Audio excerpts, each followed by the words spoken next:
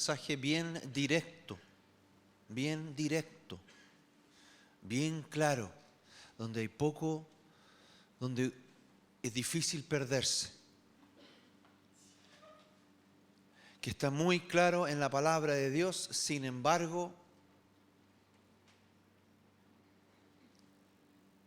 nos perdemos a veces, y esto puede significar gran pérdida para el cuerpo de Cristo. Pero espero que nosotros hoy día seamos encontrados en este aspecto, que es predicar el Evangelio de Dios a un mundo en caos. Vamos a ver este tema hoy, predicando el Evangelio a un mundo que está en caos. El Señor va a restaurar todas las cosas, ténganlo por cierto. El Señor vuelve y va a reinar 1000 años aquí en la tierra. ¡Qué glorioso! Pero primeramente el Señor va y está restaurando, antes que venga todo eso, su iglesia. Porque ya se mueve su espíritu sobre la faz de la tierra, restaurando y levantando primeramente su iglesia para testimonio a todo este mundo perdido y para salvación de este mundo perdido. Así como vemos en la palabra de Dios, en el libro de Hechos, la iglesia que Jesucristo, la iglesia que el Espíritu Santo levantó, que era una iglesia poderosa, leyendo los relatos, estudiando la palabra, vemos el poder y el amor que había en esta iglesia. Y después la iglesia y los santos, a través de los siglos, tuvieron muchas dificultades. Muchas cosas han pasado desde entonces, desde esa iglesia primitiva, poderosa, llena de milagros, y que hacía una cosa que era buscar a Dios y darlo a conocer, conocer al Señor y darlo a conocer al mundo, que alcanzó a cubrir un territorio tremendo, que predicó en las situaciones más difíciles, bajo este imperio romano, que tanto le persiguió, donde tantos césares, tantos martirizaron a cristianos de las formas más brutales. Conocemos la historia de Nerón. En medio de eso, tenemos el testimonio en el libro de Hechos de una iglesia poderosa.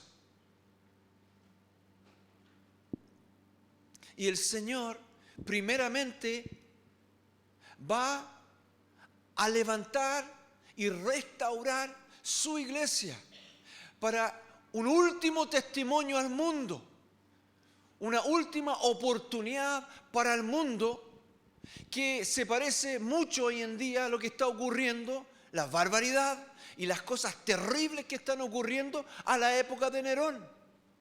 Para, a mi parecer, aún peor y multiplicado. En el contexto de hoy, donde hay un espíritu anticristiano, anticristo en el mundo.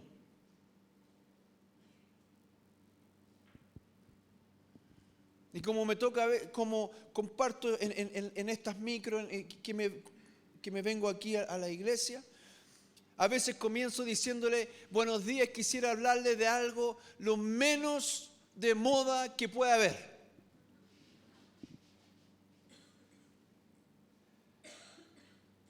lo menos in, les voy a hablar ahora. Empieza a pensar, ¿qué será? ¿Qué será? Pero lo más importante, y lo que cada uno de ustedes realmente desea, aunque no lo diga, conocer a Dios, conocer a Jesucristo.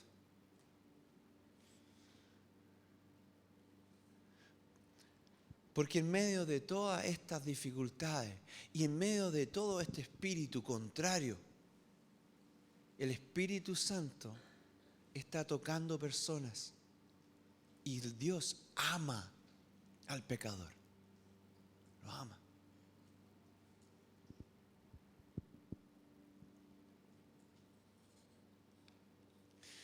Una iglesia tibia en estos tiempos no va a poder soportar lo que viene. Porque, el que es tibio frente a esta maldad y este espíritu anticristo, donde es como lo peor que uno pudiese mencionar, el ser cristiano. Y va a continuar así, aún peor. Frente a esta realidad, el cristiano tibio va a ajustar el evangelio. No, si tú puedes ser cristiano y también creer en todos los otros dioses habido por haber. O tú puedes seguir viviendo cualquier estilo de vida, si eso no importa. O lo va a ajustar, o simplemente lo va a esconder. Que nadie sepa que yo soy cristiano. En Estados Unidos le dicen a eso un cristiano de closet. ¿Han escuchado ese término? Así le dicen, un cristiano de closet, que se esconde y no se deja ver, que nadie sabe, que nadie sabe. Así como esas cosas que pasan, o que alguien llega a la iglesia y dice, uy, yo conocía a estas personas de la iglesia. No me digas, ¿te invitaron? No, no tenía idea que eran cristianos. Oh.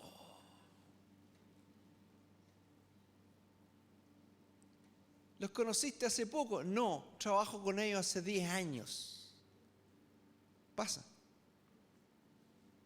Cristianos de closet. Es el cristiano tibio. O ajusta el evangelio, super light, al pedido de la persona, o simplemente lo esconde. Pero el Señor tiene un remanente siempre.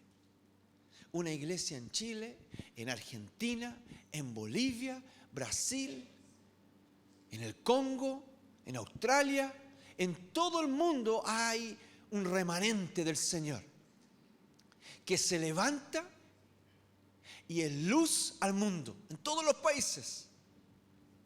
Es precioso. Y eso es lo que Dios quiere levantar. Esa iglesia gloriosa que no se avergüenza, sino que predica el evangelio con amor y pasión. Ahora, fíjense lo que dice Hechos 8:1. Les voy a leer una escritura y después nos vamos a ir a un libro del Antiguo Testamento. Fíjense cómo era la primera iglesia.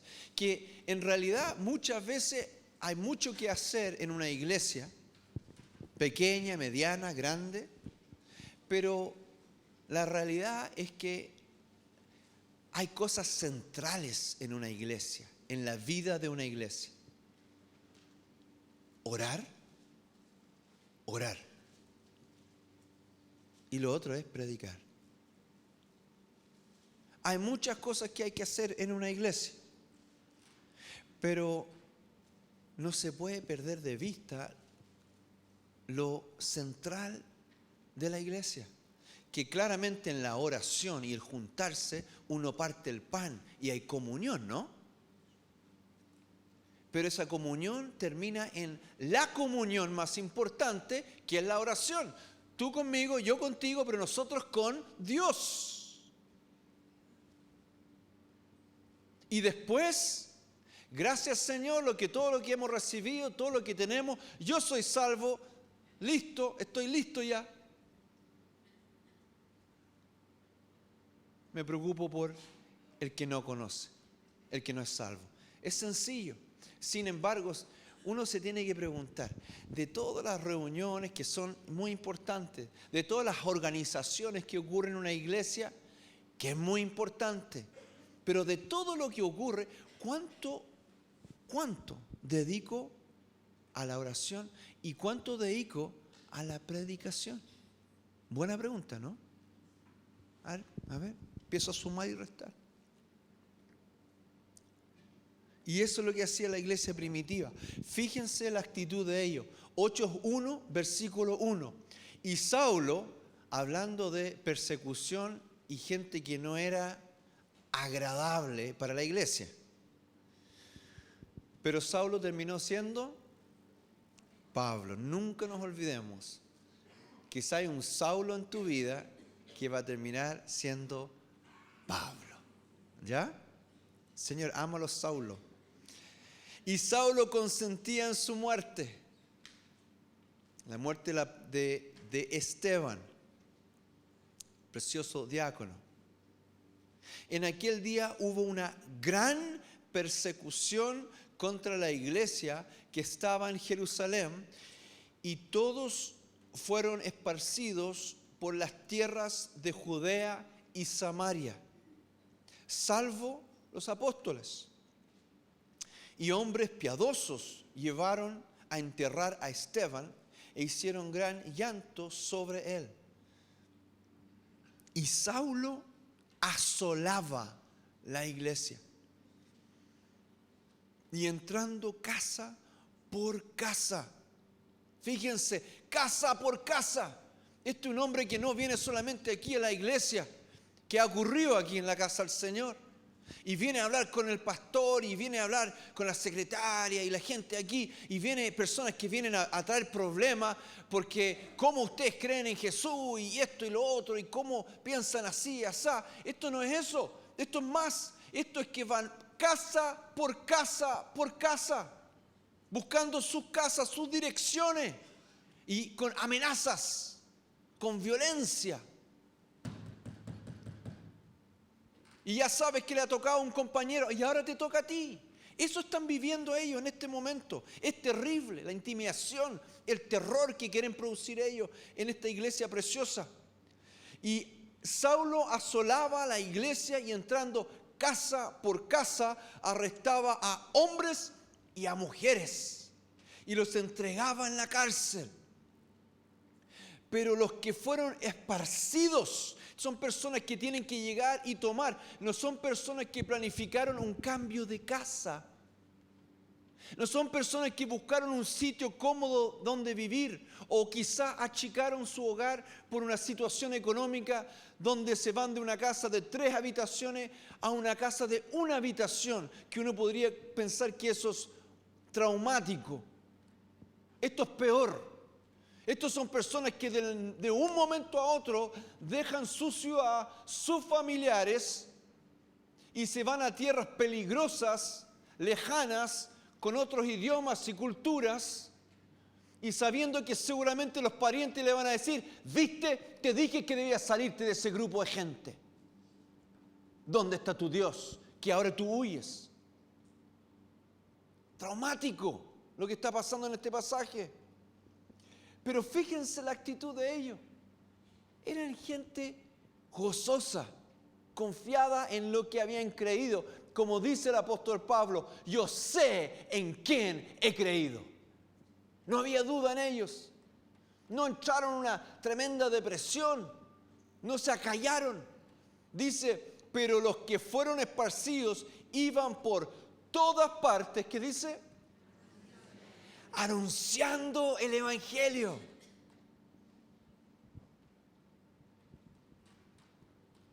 Qué tremendo.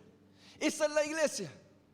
Esa es la iglesia que Dios le interesa, que el Señor quiere levantar. Gente que puede ser perseguida y no les van a callar. No les van a callar. Jesucristo predicó el evangelio y después resucitó y fue levantado y después encomendó esto a su iglesia. Ustedes siguen ahora. Lo que yo hice de predicar el Evangelio, ahora ustedes siguen. Sencillo, directo, poderoso. Eso es. ¿Cómo pudieron llevarlo a tantos lugares esta gente? ¿Cómo pudo esta iglesia compartir esto en medio de tantas dificultades? Y acordémonos que tampoco eran grandes teólogos. Es una iglesia nueva. Pero tenían claro esto.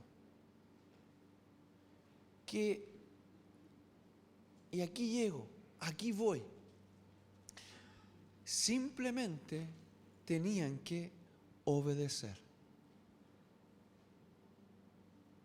El principio de obediencia aplica para todas las cosas. Créanme, Dios trabaja en nuestro corazón.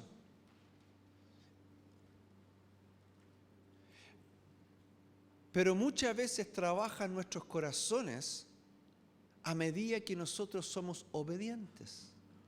No tengo, pastor, un corazón por las naciones.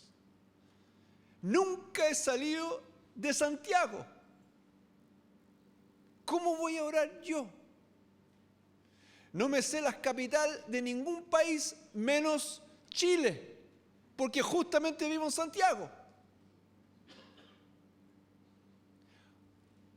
¿Cómo voy a ir a orar por las naciones? Anda. Y orando se aprende a orar. Predicando se aprende ¿a qué? A predicar. Sé obediente. El Señor es uno que nos enseña, que nos ayuda, que cambia nuestro corazón. Sí, es verdad, gracias Señor. No solamente somos siervos, nosotros somos hijos de Dios y Él nos habla, nos enseña, cambia nuestro corazón, pero no podemos esperar estar en un lugar de perfección y decir, hasta que yo no tenga un corazón por las naciones, hasta que yo no tenga un corazón para este ministerio de orar, hasta que yo no lo voy a hacer. No, tú tomas un paso, lo haces y en el proceso el Señor te da el corazón. ¿Se entiende? Porque muchas veces he escuchado, cuando llega el momento a orar o predicar el Evangelio, es que, pastor, lo que pasa es que a mí me cuesta, yo no sé, no tengo un corazón. Y para eso nosotros tenemos un ejemplo que es bien extremo de esta situación, de alguien que realmente no estaba en el mejor lugar para predicar el Evangelio. Y se llamaba, una vez se lo tragó un pez. ¿Quién es? Jonás. Vamos a Jonás. Veamos esta historia que realmente es asombrosa, de cómo Dios usa a un hombre que no está bien alineado con Él. No está bien alineado. ¿No es cierto?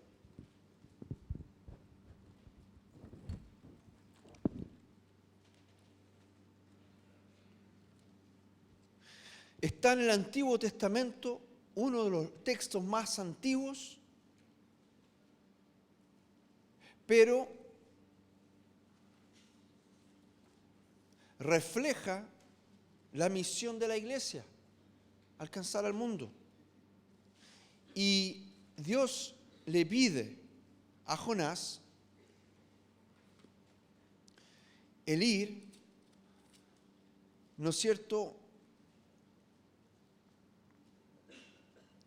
a una tierra que es pagana, que ha sido de Asiria, de un imperio que asoló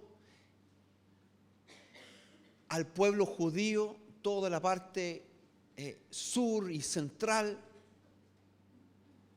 donde habían entrado y habían saqueado y hecho de todo tipo de cosas terribles.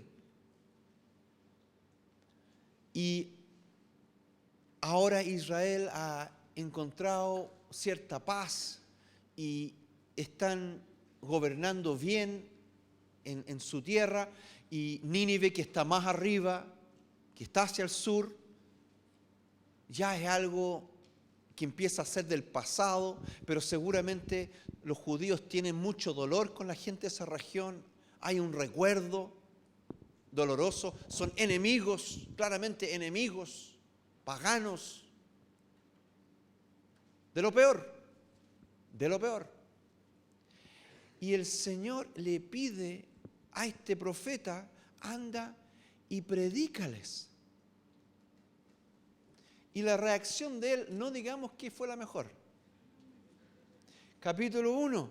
Vino palabra de Jehová a Jonás, hijo de Amitai, diciendo: levántate, ve a Nínive, aquella gran ciudad, y pregona contra ella, porque ha subido su maldad delante de mí. El Señor muchas veces, Él confronta a la gente con su maldad, pero no es para destrucción, es para arrepentimiento y vida. Y vida.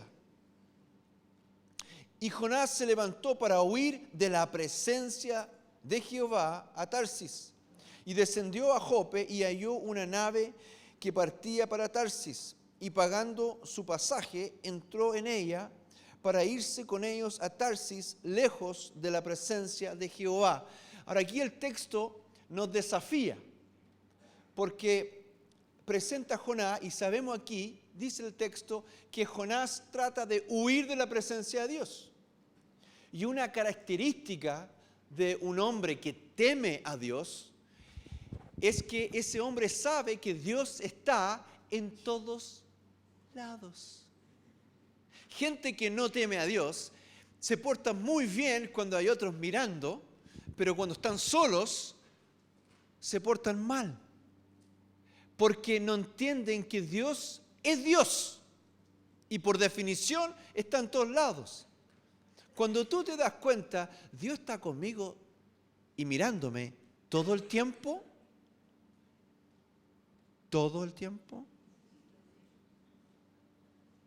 te baja el temor de Dios y tu vida es sabia y no haces necedades.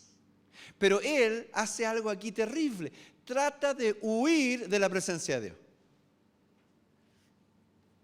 Dice en el 4, pero Jehová hizo levantar un gran viento en el mar, y hubo en el mar una tempestad tan grande que se pensó que se partiría la nave.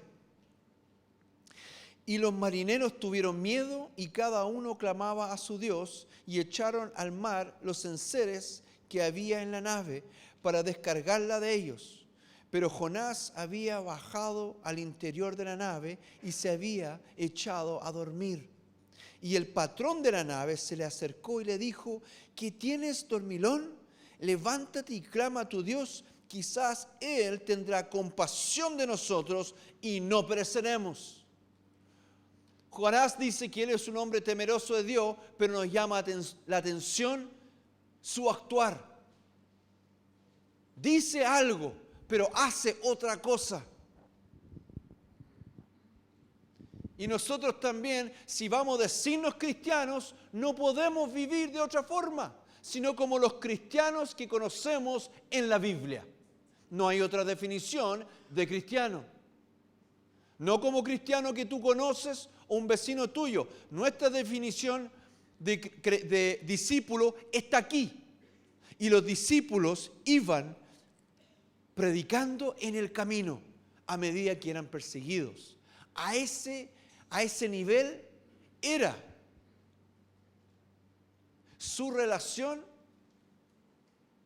y obediencia al Señor, que aún en la persecución predicaban. Jonás, primeramente, no quiere predicarle a esas personas, porque por lo que entendemos era un profeta de su tierra y lo hacía. Entonces, lo primero es esa excusa de: es que no me cae muy bien, es que no creo que se va a convertir, porque le encanta escuchar música rock. Yo creo que quizá el apóstol Pablo escuchaba música. No escuchaba música rock porque no estaba todavía. Pero Saulo de Tarso hacía muchas cosas como violentar la iglesia. Los de Nínive hacían, ellos sí quizás escuchaban algunas cosas que no tenían que escuchar. O le predicamos a la gente que nos cae bien.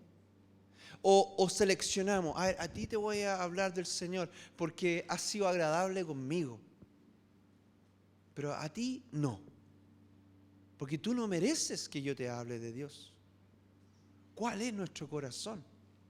¿Escogemos nosotros o le decimos, Señor, aquí estoy? La persona que tú pongas por delante mío, yo soy obediente. ¿Qué sé yo lo que tú vas a hacer?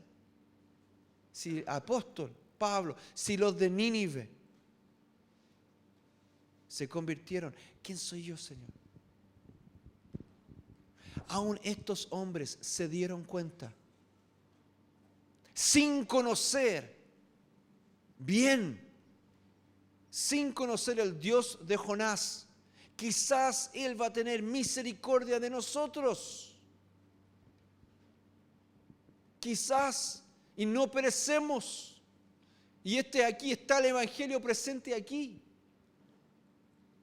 Intuían que este Dios que había permitido tal tormenta era un Dios de misericordia. Pero Jonás no es obediente y huye. Finalmente, él se le echa al mar y es tragado por un pez. Y ahí entra en cordura por un tiempo. Y vemos que en el capítulo 3 él predica el Evangelio. Él predica, ¿no es cierto? Él habla de Dios, llama a arrepentimiento. Y el pueblo de Nínive cree y se arrepiente.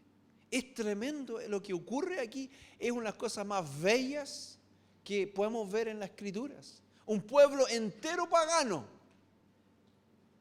desde el rey para abajo, buscando y clamando a Dios. Tremendo. Pero el capítulo 4 llama tremendamente la atención, la actitud de Jonás frente a esta tremenda cosa que ocurre. Capítulo 4. Fíjense. Pero Jonás se apesadumbró en extremo y se enojó. Y oró a Jehová y dijo: ahora, oh Jehová, ¿no es esto lo que yo decía estando aún en mi tierra? Por eso me apresuré a huir a Tarsis. Sigue con el tema Tarsis. Porque sabía yo que tú eres Dios clemente y piadoso, tardo en enojarte y en grande manera misericordia, y que te arrepientes del mal. Él no quería que se arrepintiera esta gente. Qué tremendo su corazón. Y amados, cuando Dios habla, a veces, claro, Él habla y confronta con el pecado de nuestras vidas. Pero Dios siempre busca que seamos salvos. Siempre. Así que si Dios habla a tu vida, gózate. Sea lo que sea. Gózate. Y Dios con ese corazón quiere alcanzar a tu vecino. Porque este es el Dios que servimos, clemente y piadoso, tardo en enojarse y de gran misericordia. Y Jehová le dijo, ahora pues, oh Jehová, te ruego que me quites la vida, porque mejor me es la muerte que la vida. Y Jehová le dijo, ¿haces tú bien en enojarte tanto? Aquí la misericordia de Dios es tremenda. Y salió Jonás de la ciudad y acampó hacia el oriente de la ciudad, y se hizo ahí una enramada y se sentó debajo de ella a la sombra, hasta ver qué acontecería en la ciudad. Y preparó Jehová Dios una calabacera, la cual creció sobre Jonás para que hiciese sombra sobre su cabeza y le librase de su malestar. Y Jehová se alegró grandemente por la calabacera. Pero al venir el alba del día siguiente, Dios preparó un gusano, el cual hirió la calabacera y se secó. Y aconteció que al salir el sol, preparó Dios un recio viento solano, y el sol hirió a Jonás en la cabeza y se desmayaba y deseaba la muerte, diciendo: mejor sería para mí la muerte que la vida. Entonces dijo Dios a Jonás: ¿tanto te enojas por una calabacera? Y él respondió: mucho me enojo hasta la muerte. Y dijo Jehová: ¿tuviste tú lástima de la calabacera, en la cual no trabajaste, ni tú la hiciste crecer, que en espacio de una noche nació y en espacio de una noche pereció? ¿Y no tendré yo piedad de Nínive, aquella gran ciudad donde hay más de 120,000 personas que no saben discernir entre su mano derecha y su mano izquierda, y muchos animales? Anteriormente, en el capítulo 2, versículo 8, Jonás había dicho: los que siguen vanidades ilusorias, su misericordia abandonan. Cuán fácilmente nuestro corazón se engancha en vanidades. Cuán fácilmente nuestro corazón se alegra por vanidades. Cuán fácilmente nuestros pensamientos se enganchan y se enrollan en vanidades durante el día. Nos gozamos tanto por algunas cosas que no tienen mayor importancia. Sin embargo, nuestros vecinos se pierden por la eternidad. Cuán alegre estamos porque compramos una nueva chaqueta y nuestro día es de lo mejor porque ahora tenemos una nueva chaqueta. Cuán felices estamos porque la cuenta de luz bajó este mes. Y con eso tenemos para una semana entera de alegría. ¿Dónde está nuestro corazón? ¿En qué nos alegramos y qué nos duele? Amados, nuestros afectos son importantes para Dios. ¿Dónde están nuestros afectos? Pero ¿saben una cosa? No tenemos un capítulo 5 de la Biblia del libro Jonás. No lo tenemos. No sabemos cuál fue la respuesta de Jonás a lo que el Señor le dice y enseña. No sabemos cuánto Jonás meditó después que Dios le habló. Pero sí vemos a un Dios que enseña, que llama la atención, que es misericordioso y nos muestra y nos abre los ojos en el proceso. Dios no esperó que Jonás tuviese un corazón perfectamente alineado con Él para enviarle a Nínive. En mi carnalidad, en mi humanidad, nunca he querido predicar el Evangelio. Pero llegando a la casa del Señor, hace 30 años atrás, casi 30 años, vi que Pastor Tomás y Paulina, donde iban, la persona que fuese, de la edad que tuviese, le hablaban del Señor. Habiéndoles visto en sus casas, en algún trámite, en algo tedioso, no importando la hora o su propio cansancio, la persona que tenían por delante era una oportunidad para entregar el precioso mensaje y que esa persona fuese tocada. Y eso aprendí desde las escrituras que me mostraban eso. Una iglesia perseguía, pero no hacía más que salir y hablar de Jesucristo. Entonces, desde entonces, la decisión en el corazón, habiendo conocido eso, para nosotros, los que estábamos ahí con Pastor Jorge, luego está Claudio, Pastor Rodolfo, Pastor Claudio, todos los que éramos jóvenes, entonces entendíamos un principio con Janet, con todos los que éramos, ¿no? Entendíamos que si íbamos a un lugar, un restaurante, había que estar atento porque habían personas.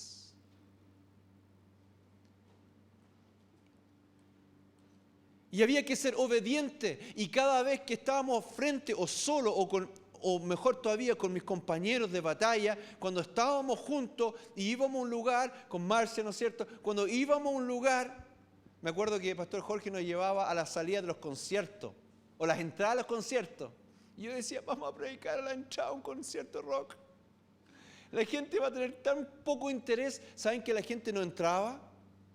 Teniendo las entradas y todo. Y hablaba con nosotros. Y yo me ponía muy nervioso, me ponía tenso. Pero obedecía. El Señor dijo, id, yo voy. Habla, yo hablo. Que tengo que ser luz, lo hago. Mi corazón me decía, ¿estás seguro? Mi carne me decía, no. Por ningún motivo. Pero mi espíritu, estoy dispuesto, Señor. No entiendo todo, me incomoda mucho, no sé lo que voy a decir. Gracias que tú vas a poner palabras en nuestras bocas. No sé. Ir a una decisión. Y después de predicar, el gozo que venía. O sea, yo estaba mal como Jonás, pero no sé si tan mal. Porque después que la gente se convertía nos daba mucha alegría. Y celebrábamos. Y contábamos los cuentos, nos juntábamos. ¿Y qué pasó contigo? ¿Qué pasó con otro? A algunos les tocaba personas que eran tan negativas o contrarias, pero uno sabía en el espíritu que uno había plantado una semilla. Ya con eso. Ese era nuestro trabajo, plantar una semilla. Y tener ojalá la oportunidad de luego ir y regarla. Pero sabíamos que era Dios el que daba el crecimiento. Y hasta el día de hoy, en mi vida personal, me pongo igual, tieso. No sé qué voy a decir. Si yo hubiese predicado, y si los pastores Tomás y Paulina cuando llegaron acá, si ustedes tomaran la decisión de predicar cuando se sienten cómodos, cuando es fácil, cuando la persona está rogando de rodillas, por favor, háblame de tu Dios. Gracias, Señor, que Pastor Tomás y Paulina no nos enseñaron así. Gracias a Dios que la palabra de Dios es clara. Es una decisión. Son decisiones que hemos de tomar. O caminamos en vanidades. Y hoy día se trata de qué es lo que voy a comer, cuán cómodo voy a estar. Y cuando voy a Falabella y que tengo que devolver no sé qué cosa, un calcetín, qué sé yo, y voy para allá, y si yo me voy a centrar en esa prenda de ropa y nada más, eso es como tomar la identidad de cristiano y dejarla al lado. El Señor en todo lado, en toda cosa que nosotros hacemos, quiere alcanzar a una persona. ¿Sabían eso? Y a veces el tiempo es corto, a veces solamente podemos decir, ¿cómo te llamas? Me llamo Jorge, gracias. Y uno sale del almacén y por lo menos sabe su nombre. Algo Dios te permite hacer, alguna semilla poner para que próxima vez tú puedas decir, Jorge, gracias por esto y lo otro, esto y lo otro. Hoy día mismo yo voy a ir a devolver una película acá. Bernardo, ¿tú sabes dónde? Ya le hablé del Señor no sé cuántas veces. Son horas que hemos conversado del Señor. Que yo arriendo una película y la usamos bien buena. Pero voy a ir a devolver una que me salió mala. Y ya tengo el mensaje, gracias Señor.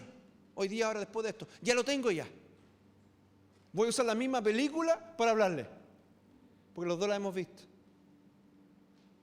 Y así, cada oportunidad, cuando uno está con una persona, hay una persona que yo he visto muchas veces que no sé cómo hablarle.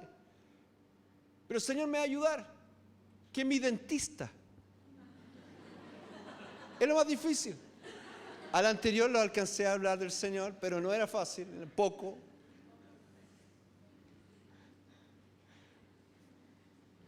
Ayúdame, Señor. Sumamente difícil con anestesia. Pero he tenido que volver por una razón, una situación complicada que ocurrió, que él mismo está como complicado con el tema. Pero yo digo, Señor, mi vida no está en manos de esta complicación dental. Yo no estoy ahí por un diente mío. No, Señor, no lo acepto. Yo no voy como una víctima de una situación o una equivocación de un dentista. Yo no estoy en eso. Si yo voy ahí porque tú lo has permitido, y si tú levantas una tormenta, yo en este barco a alguien tengo que hablarle. No me voy a quedar dormido. No nos podemos quedar dormidos. No podemos ser dormilones. Tenemos el ejemplo de Jonás. Debemos despertar. Hay un tiempo, amados, para descansar. Hay un tiempo para descansar. El Señor nos da descanso. Y hay que lo da. El Señor se preocupa por nosotros. No hay que preocuparse por eso. Pero nosotros tenemos que preocuparnos por ellos. Sino quién, sino cómo van a escuchar. ¿Cómo van a escuchar? Siempre con una actitud de estar velando. Puede ser una persona que el otro día,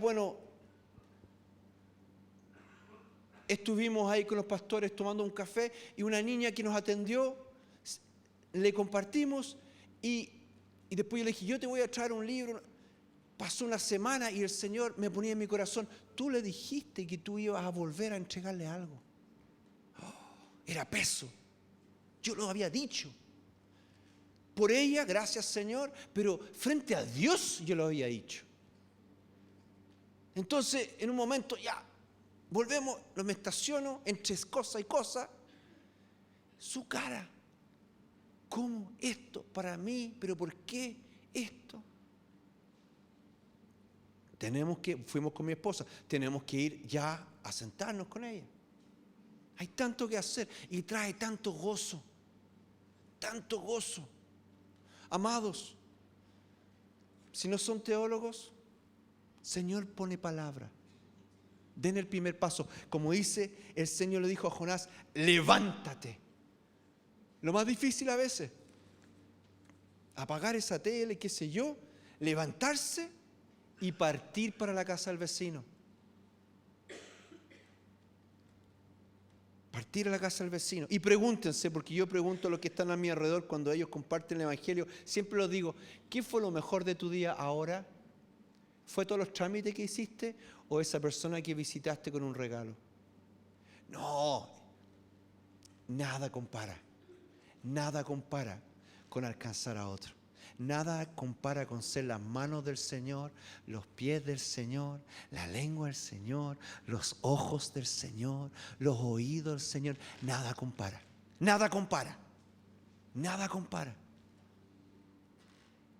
Y después, próxima vez, se hace más fácil, un poquito más fácil. ¿La carne participa con gozo? No, es inútil la carne. No participa, al contrario, se resiste. ¿El diablo le agrada? Entonces va a haber dificultad, pero si solo obedecemos el mandato, amados, obedecer, nada más. Después dejen que el Señor haga lo demás, háganlo nomás.